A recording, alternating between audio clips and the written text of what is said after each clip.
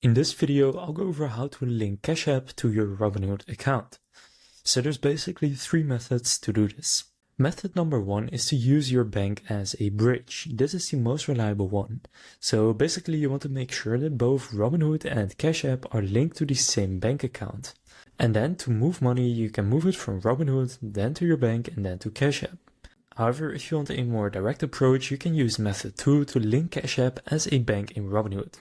So Cash App provides you with routing and account numbers like a bank, and you can use these to connect directly.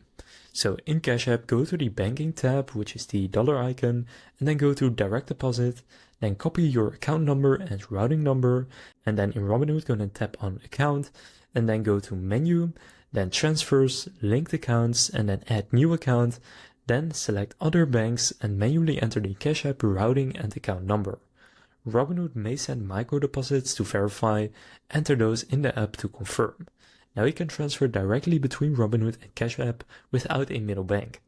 Method 3 is to use the Cash App card, which is an instant option for deposits only. So if you have the Cash App card, Visa debit, you can add it in Robinhood as a debit card for instant deposits.